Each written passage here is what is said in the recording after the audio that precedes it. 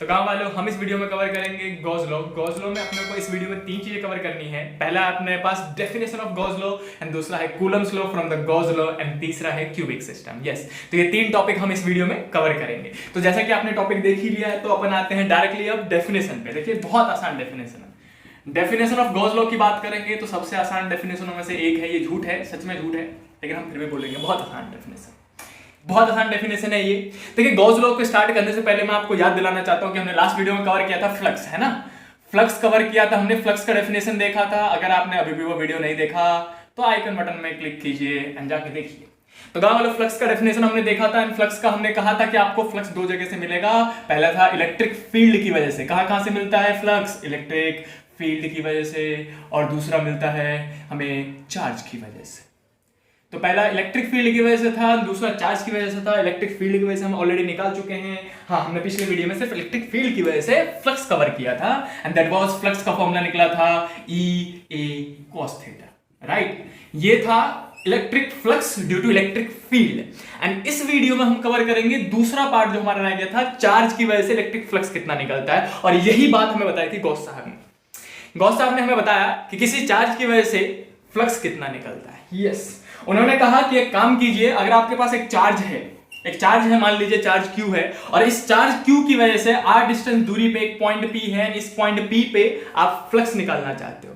तो फ्लक्स कैसे निकालेंगे गांव वालों? तो सबसे पहला रूल उन्होंने बोला कि एक काम करो, एक गॉसियन सरफेस बनाओ। गॉसियन सरफेस क्या होता है?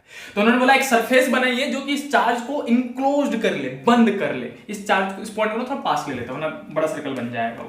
तो गांव वालों, हमने क्या किया, यहाँ पे पॉइंट मान लिया P, और हमने सबसे पहला रूल क्या बोला गॉस साहब ने? उन्होंने बोला कि do one thing, just make a surface जो कि इसको इनक्लोज कर ले, तो टोटली बंद कर दे, राइट। तो हम क्या करेंगे? हमने बोला ठीक है जनाब, जैसा आप कहोगे वैसा ही तो होगा। लीजिए, हमने एक ऐसा स्फेरिकल सरफेस बना दिया। कोई सर्कुलर नहीं बोलेगा, नहीं 3D में है, इमेजिन करना पड़ेगा। 3D में ये सरफेस कैसा होगा? स्फेरिकल होगा। एंड ये स्फेरिकल सरफेस बना दिया हमने। इस सरफेस को जो हम बनाते हैं, जो कि चार्ज को इनक्लोज करे गांव वालों, उसको हम गॉसियन सरफेस कहते हैं। क्या कहते हैं? गॉसियन सरफेस कहते हैं। बोलने की हो रही है, चीटिंग करने की नहीं हो रही है। अगर बोलोगे तो टंग पे आ जाएगा, इजी होगा पढ़ना आगे, समझ रहे हो। तो गांव वालों, ये गॉसियन सरफेस था अपने पास। अब जब आपने गॉसियन सरफेस बना लिया है, तब दूसरा काम आपसे क्या बोला गया है कि do one thing, then the flux due to a charge, then the flux due to a charge at a distance r is equal to, directly flux का फॉर्मूला दिया उन्होंने।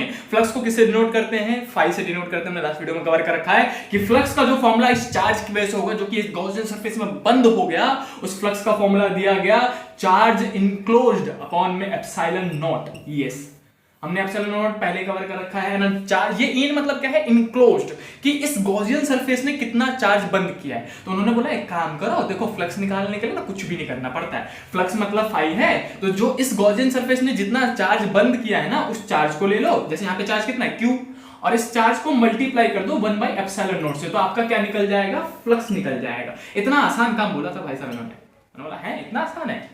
बोला हाँ, सच में इतना आसान है। और यही फॉर्मूला जो है उसका डेफिनेशन, हम तो डेफिनेशन पढ़ने जा रहे थे ना, इसी फॉर्मूले की मदद से गांव वालों हम डिफाइन करेंगे गॉस लॉ को। तो गॉस लॉ का डेफिनेशन क्या है कि गॉस लॉ कहते हैं कि इट स्टेट्स दैट कि flux through a surface, enclosed surface, flux through a enclosed surface is equal to 1 upon में एप्सिलॉन नॉट टाइम्स, 1 अपॉन में epsilon naught times of total charge enclosed by it. This is the definition of Gauss law, जो कि इसी फॉर्मूले से define किया जाता है। तो डेफिनेशन मैंने ऑलरेडी लिख दिया है, अब दोबारा लिखने की मत सोचना वैसा। नहीं, बिल्कुल नहीं। तो गांव वालों, अपने पास डेफिनेशन ऑफ गॉस लॉ हमने लिख दिया है कि it state that the flux through a enclosed surface is equal to 1 upon epsilon naught times of total charge enclosed by it. एक बार बोल लेना ताकि जुबान पे आ जाए। गॉस लॉ बहुत इंपॉर्टेंट है, आपके फर्स्ट टर्म में भी पूछा जाएगा, आपके फर्स्ट यूनिट में भी पूछा जाएगा, हर बार ही पूछा जाता है। फाइनल एग्जाम में भी पूछा जाता है, बोर्ड में कई बार 1 नंबर में गॉस लॉ पूछ लेता है कि स्टेट गॉस लॉ। सुन रहे हो? चलिए ठीक है। तो दूसरा अपने पास फ्लक्स का अपने पास दूसरा फॉर्मूला भी निकल गया। पहला फॉर्मूला था E A cos theta, and दूसरा फॉर्मूला है अपने पास charge enclosed upon epsilon naught. दूसरा हमने आपसे इसी वीडियो में हम क्या कवर करने वाले थे? दूसरा टॉपिक था अपने पास कि हम कवर करेंगे Coulomb's law with the help of Gauss law.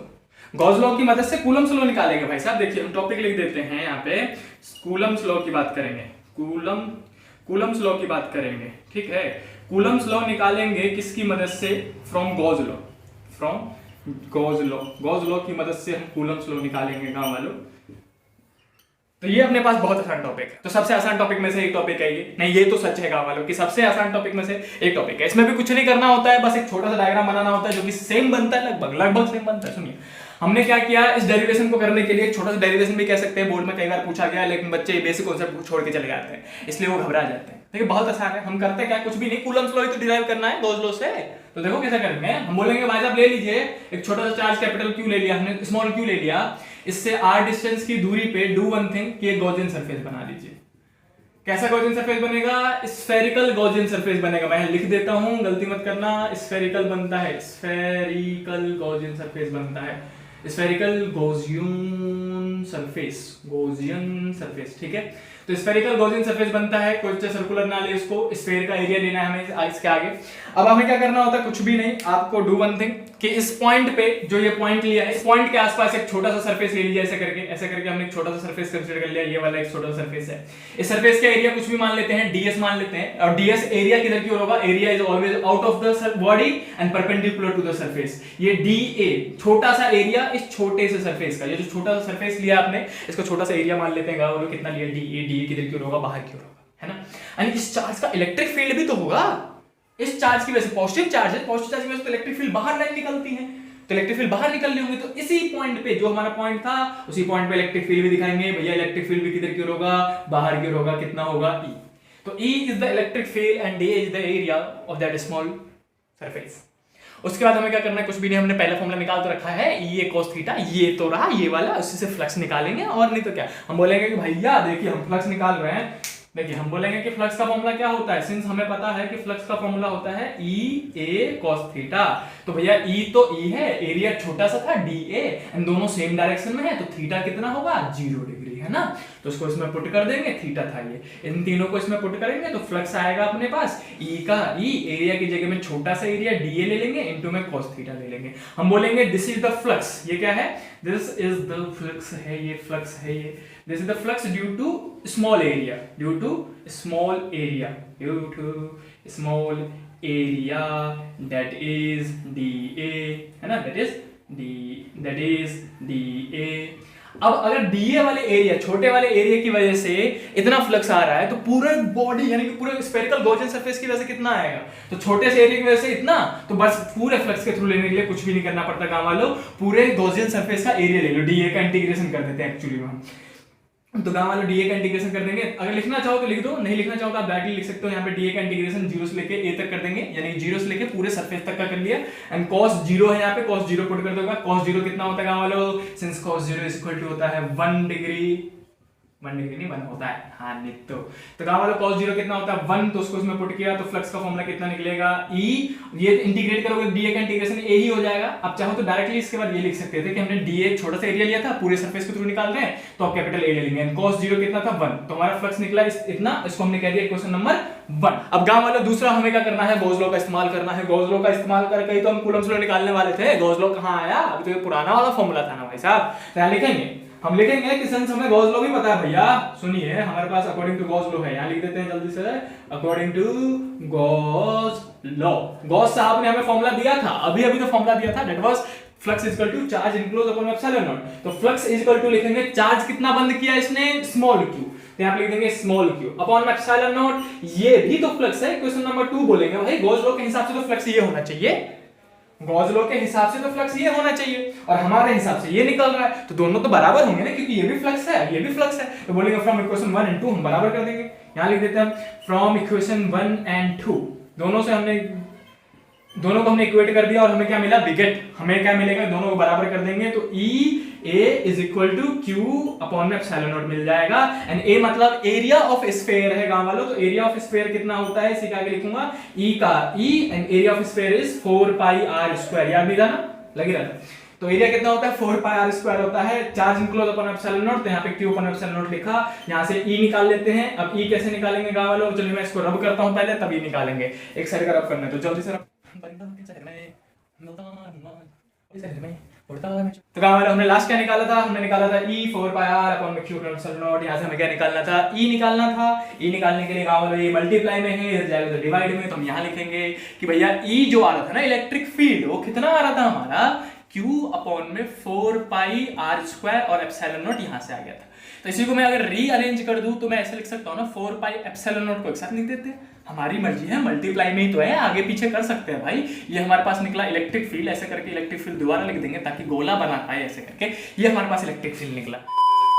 कि अब क्या करना है, आपको एक छोटा सा चार्ज रखना है यहाँ पे Q नोट। इस पॉइंट पे एक छोटा सा चार्ज Q नोट रख दीजिए। अब हम बोलेंगे कि अगर हमने इस पॉइंट P पे हमने एक छोटा सा चार्ज Q रख दिया, Q नोट रख दिया, तो उस पे तो फोर्स लगेगा ना। एंड फोर्स का फॉर्मूला क्या होता है, सिंस वी नो दैट, यहाँ पे वापस आएंगे हम लिखेंगे कि since we know that force का फॉर्मूला तो Q नॉट जिस पे फोर्स लगता है इनटू में इलेक्ट्रिक फील्ड था कि नहीं था। ये फॉर्मूला हमने पढ़ रखा भाई साहब, F इक्वल टू QE होता है। एंड Q नॉट क्यों लिया, क्योंकि जिस चार्ज पे लग रहा था वही तो चार्ज लेते हैं।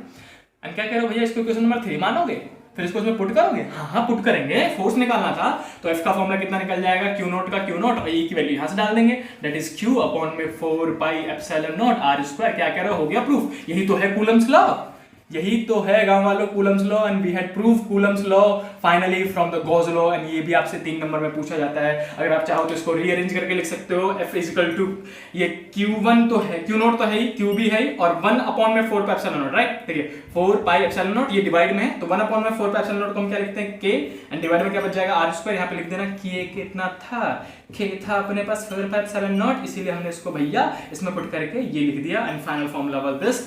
तो this is the proof of Coulomb's law from Gauss law. समझ गए गांव वालों? तो गांव वालों अब हम करेंगे क्यूबिक सिस्टम। क्यूबिक सिस्टम में होता क्या है, एक्चुअली हम एक क्यूब लेते हैं, क्यूब के डिफरेंट पोजीशन पे एक चार्ज को रखे और आपसे पूछा जाएगा कि बताइए कि इस चार्ज को अगर मैं यहां रखता हूं तो फ्लक्स कितना होगा पूरे क्यूब के थ्रू, अगर मैं चार्ज को यहां रखता हूं तो बताइए फ्लक्स कितना होगा पूरे क्यूब के थ्रू। तो इस टाइप के क्वेश्चन पूछे जाएंगे। तो चलिए सबसे पहले क्यूब को हम समराइज कर लेते हैं। एक क्यूब में होता क्या अपने पास, एक क्यूब में 6 फेसिस होते हैं, 6 फेसिस होते हैं।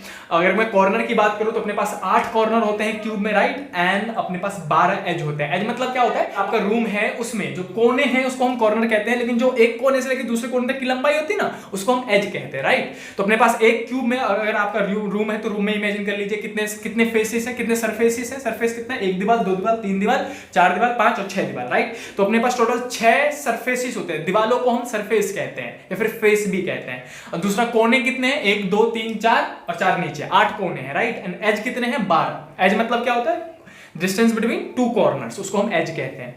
तो ये था अपने पास क्यूब के समरी। अब हम क्या करेंगे, गांव वाले डिफरेंट पोजीशन पे चार्ज को रखेंगे एंड फ्लक्स निकालेंगे। तो देखिए आपसे चार्ज रखा कहां का जाएगा, एक बार 1 मिनट के लिए बस सुन ही लेते हैं, समराइज हो जाएगा भाई साहब। तो सबसे पहले हम चार्ज रखेंगे सेंटर ऑफ द क्यूब पे। चार्ज को कहां रखा जाएगा, सेंटर पे। एंड देन आपसे फ्लक्स पूछा जाएगा। दूसरा हम रखेंगे किसी भी एक फेस पे, चार्ज को रखा जाएगा पहला सेंटर पे, दूसरा फेस पे, तीसरा एज पे, चौथा कॉर्नर पे। तो 4 डिफरेंट जगह पे चार्ज को प्लेस किया जाता है। एंड देन आपसे चारों केस में flux through cube and flux through one surface पूछा जाएगा। तो गांव वालों चलो जल्दी से स्टार्ट करते हैं। देखिए तो सबसे पहला केस था अपने पास, हम बोलेंगे कि चार्ज को रखा गया है, charge is placed at centre. Centre पे रखा गया है चार्ज को हमने सेंटर पे रख दिया। एंड देन हम क्या करेंगे, एक डायग्राम बना के दिखाएंगे इनको। हम बोलेंगे कि सर एक काम करो, आप एक ना क्यूब ले लो। ऐसे करके एक छोटा सा हमने क्यूब ले लिया एंड क्यूब के सेंटर में, कहाँ पे, क्यूब के सेंटर में एक छोटा सा कैपिटल क्यू का चार्ज रख दिया ऐसे करके, ठीक। एंड देन आपसे बोला जाएगा कि फ्लक्स थ्रू क्यूब बताइए। देखो बहुत आसान है गाँव वालों को, हम बोलेंगे अकॉर्डिंग टू गॉस लॉ के हिसाब से, अभी तो हमने गॉस लॉ पढ़ा था। गॉस लॉ के हिसाब से अपने पास क्या निकलता था, फ्लक्स जो निकलता है किसी भी क्लोज्ड बॉडी के थ्रू। एक क्यूब है तो क्लोज है ना, इसने क्या कर रखा है, इस कैपिटल क्यूब के चार्ज को इनक्लोज कर रखा है। एंड जब भी चार्ज की बात होगी और फ्लक्स की बात होगी तो गॉस लॉ भी तो आएंगे।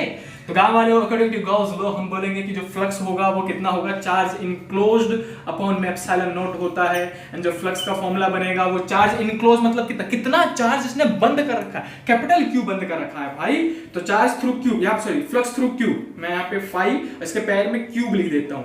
पूरे क्यूब के थ्रू जो फ्लक्स होगा वो हो जाएगा चार्ज इनक्लोज जो कि क्यू था and divide by epsilon not का, एप्सिलॉन नॉट तो कांस्टेंट है, तो ऐसे करके लिख दिया।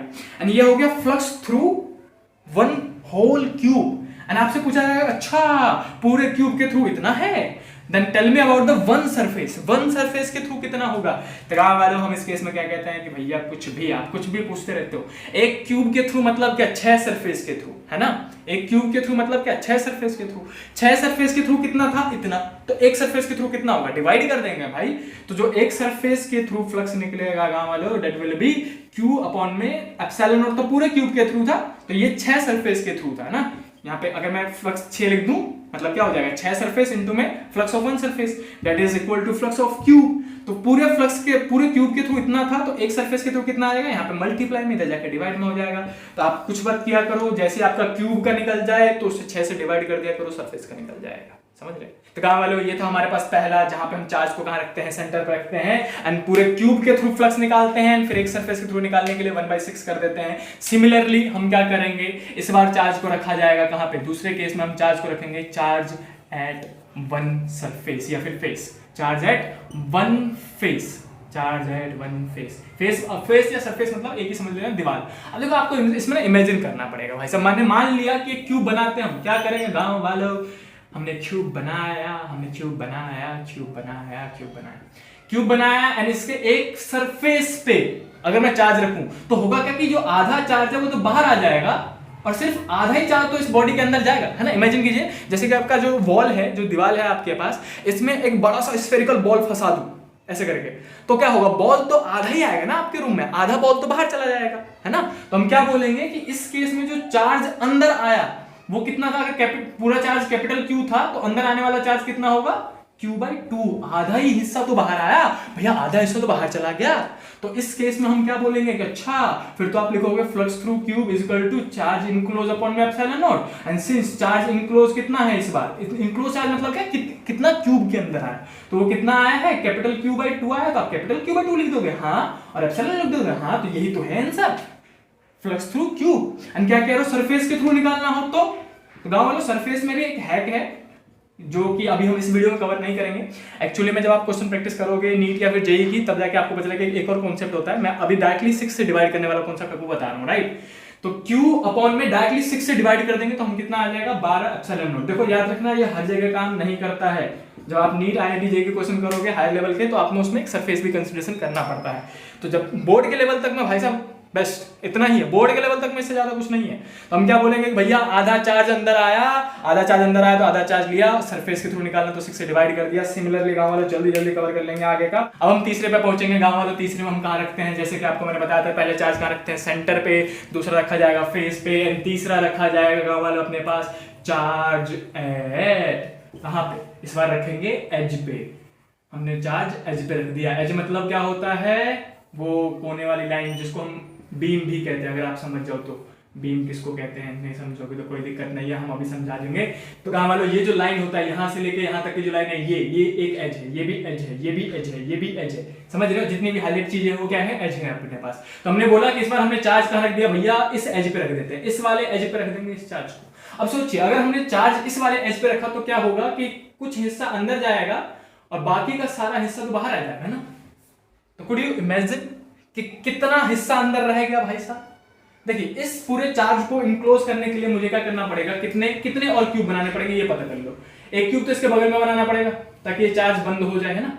एक क्यूब तो इसके बगल में ऐसा करके बनाना पड़ेगा ताकि ये चार्ज इधर वाला बंद हो जाए। लेकिन सिंस नीचे वाला पोर्शन तो नीचे भी तो गया होगा चार्ज, तो इस केस में हमें नीचे भी 2 क्यूब और बनाने पड़ेंगे ताकि ये चार्ज टोटली इनक्लोज हो जाए, बंद हो जाए, है ना।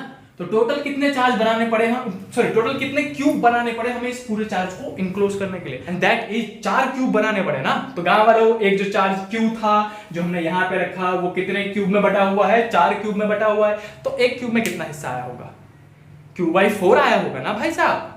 अगर Q है चारों में बटा हुआ है तो एक में कितना, Q/4। तो हम बोलेंगे भाई साहब इस बार जो चार्ज इनक्लोज है अपने पास वो Q/4 है। तो क्या कह रहे भैया, फिर तो आप फ्लक्स थ्रू क्यूब लिखोगे Q/4 एप्सिलॉन नॉट, एंड दूसरा फ्लक्स थ्रू वन सरफेस लिखोगे, ऐसा करके सरफेस लिखोगे, दैट इज क्या करो 6 से डिवाइड करेंगे, हाँ 6 से डिवाइड कर देंगे, जनरल फॉर्मूला यही है।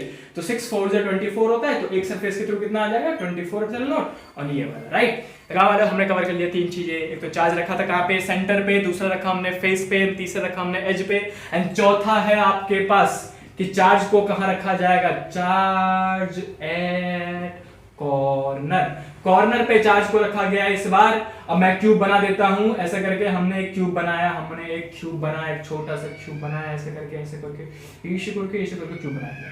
एंड इस बार जो चार्ज रखा जाएगा वो चार्ज रखा जाएगा गांव वालों कहां पे, इस कॉर्नर पे। कितना चार्ज रखा, कैपिटल क्यू चार्ज रखा। एंड देन आपसे पूछा जाएगा कि इसके थ्रू, पूरे क्यूब के थ्रू फ्लक्स बताइए कितना होगा सबसे पहले, एंड दूसरा एक सरफेस के थ्रू कितना होगा ये बताइए। तो गांव वालों क्या सोच रहे हो कि हम बोर्ड में आएंगे, हम इसको सॉल्व करेंगे, ऐसा सोच रहे हो? नहीं, बिल्कुल नहीं।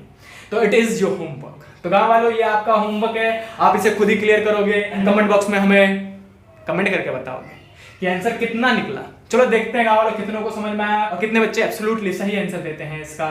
तो it is your duty and homework to complete this.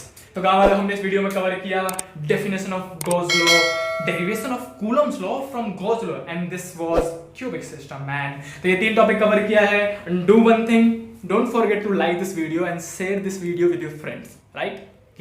तो इस वीडियो में इतना ही। Boy boy. देखो बिंदिया पे